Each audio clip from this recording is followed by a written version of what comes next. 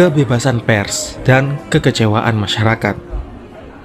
Beberapa waktu yang lalu Harian Indonesia Raya telah memberitakan kecurangan-kecurangan seputar pembelian kapal-kapal LST yang meliputi jutaan dolar AS. Secara jujur, harian ini juga menyebutkan nama Mayor Jenderal Suryo sebagai oknum yang terlibat. Pihak pimpinan Angkatan Darat berjanji akan memberikan keterangan, tetapi sampai kini hasilnya nol. Soal-soal seperti ini terjadi sejak 3 tahun terakhir.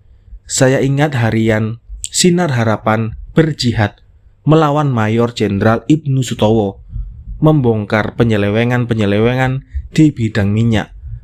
Lalu terjadi heboh dan saling bantah-membantah.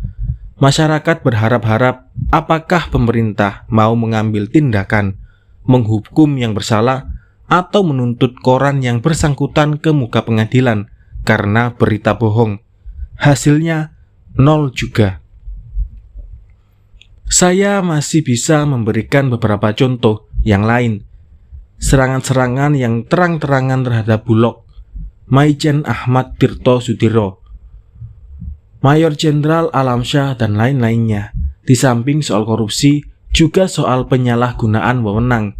Misalnya tuntutan mahasiswa radio Universitas Indonesia terhadap Kodam 5 Jaya dan janji Jaksa Agung Sugiharto untuk menyelesaikannya. Soal tuduhan Mayor Jenderal Munadi bahwa Prinsen adalah komunis, semuanya sepi. Pihak yang dituduh pura-pura tidak tahu dan mencoba mengulur waktu agar masyarakat lupa. Pihak masyarakat yang berharap-harap akhirnya kecewa sendiri. Dalam hati mereka mengumpat-umpat, yang benar siapa sih? Perubahan yang sepotong-potong. Sejak tahun 1966, kebebasan pers di Jakarta dan Bandung, saya berpendapat bahwa hampir tidak ada kebebasan pers di kota-kota lain, mulai pulih kembali. Pemulihan ini berhubungan erat dengan perubahan dalam udara politik dan ekonomi, dari zaman kecap Orde Lama ke zaman kecap Orde Baru yang bersendikan kebenaran dan keadilan. Stabilisasi ekonomi dan politik berjalan dengan cepat. Dalam tahun-tahun 1958, 1965, atau 1966, pola-pola kehidupan masyarakat disesuaikan dengan pola-pola kekuasaan waktu itu.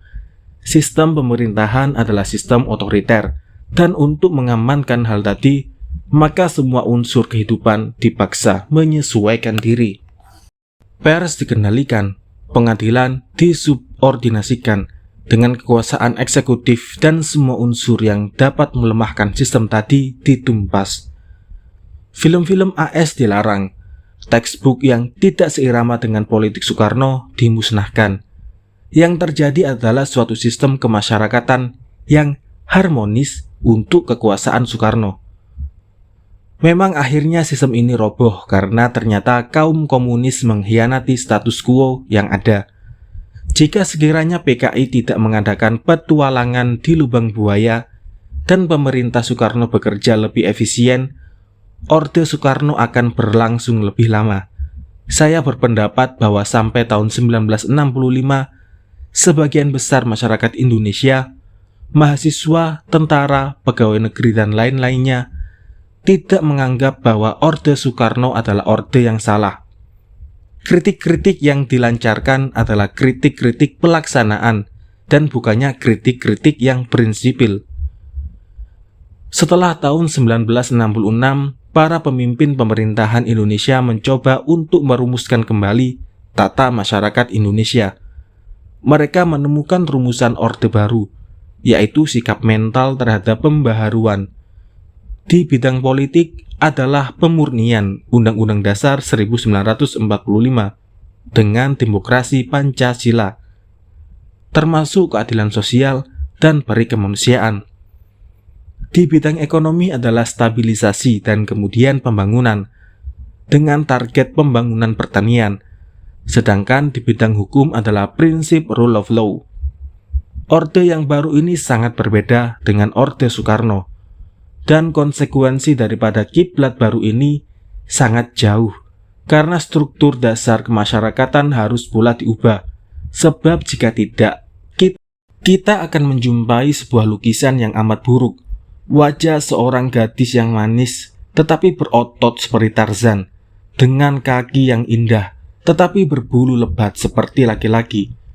Kita bisa menghargai gambar serigala yang harmonis, tetapi tidak gadis manis yang mencang-mencong. Kebebasan pers yang mengacaukan. Selama tahun 1967-1968, kebebasan pers pulih dengan cepat. Masyarakat menjadi bergairah kembali karena mereka merasa mempunyai alat bantu untuk menegur penyelewengan-penyelewengan. Mereka merasa menjadi pembantu polisi, kejaksaan untuk membongkar penyelewengan-penyelewengan. Wartawan-wartawan giat dan kasakusuk mencari borok dan kudis dalam lembaga-lembaga pemerintah, pelabuhan, perdagangan, dan lain-lainnya. Saya masih ingat bagaimana seorang pegawai menengah yang jujur di suatu instansi pemerintah sampai mencuri dokumen-dokumen perusahaannya untuk diperlihatkan dan difoto oleh seorang teman saya. Ia berharap bahwa yang bersalah akan dihukum. Ini terjadi pada tahun 1966, waktu terjadi pergeseran kekuasaan dari tangan Orde Lama ke tangan Orde Baru. Maafkan saya memakai istilah kecap ini. Saya ingat pula pembicaraan saya dengan dua orang teman pada tahun 1969. Ia punya dokumen-dokumen mengerikan tentang penyelewengan-penyelewengan di pelabuhan yang melibatkan oknum-oknum raksasa. Saya membujuknya agar dia mau meminjamkan pada saya. Saya muak sekali melihat praktik-praktik kerja yang jorok di sana. Saya berjanji melindungi sumber beritanya dan kalau perlu, saya jadi korban pertama. Ia hanya tersenyum. You cuma wartawan. Percaya sama you, tapi jaminan apa yang bisa didapat bahwa tidak diculik sesudah itu? Dengan penuh simpati ia menolak permintaan saya. Maafkan, saya mempergunakan bahasa Jakarta campur bahasa Inggris. Ia tidak percaya pada aparat hukum di Indonesia. Kebebasan pers di Jakarta dan Bandung telah menimbulkan kegairahan yang luar biasa pada masyarakat. Harapan-harapan masyarakat ditimbulkan kembali untuk kemudian dikecewakan lagi.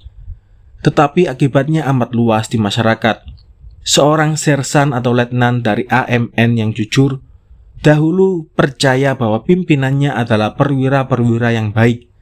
Kalaupun ada penyelewengan-penyelewengan, itu hanya oknum-oknum tertentu. Tapi dengan adanya pers bebas, ia sekarang dapat membaca bagaimana berjuta-juta dolar uang rakyat ditilep oleh seorang jenderal. Sedangkan ia harus bergulat mencari beberapa ribu rupiah, kalau perlu dengan jiwanya. Dahulu sumber beritanya hanyalah briefing atasan dan koran-koran yang telah disensor. Kini ia dapat membacanya setiap hari.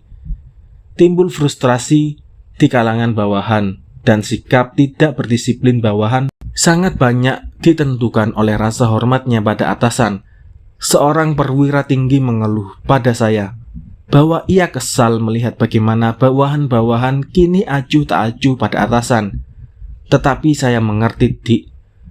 Memang banyak atasan yang korupsi dan tak perlu dihormati, katanya sayu. Frustrasi di kalangan mahasiswa lebih hebat lagi. Mereka sangat kurang percaya pada pimpinan pemerintah karena mereka bisa berpikir lebih kritis. Pilihan-pilihan yang ada. Kebebasan pers hendaknya diikuti oleh kecepatan kerja aparat hukum.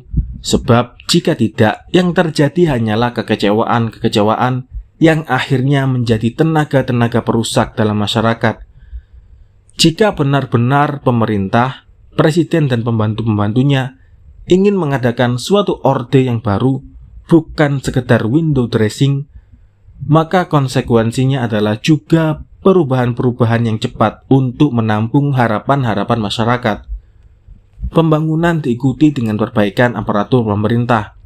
Kebebasan pers diikuti dengan kesigapan aparat-aparat hukum. polisi, kejaksaan, hakim, dan lain-lainnya. Sebaliknya, jika pemerintah tidak secara jujur bercita-cita ke sana, sekedar menggulingkan Soekarno dan mengganti hamba sahayanya, maka janganlah mengubah unsur-unsur yang ada.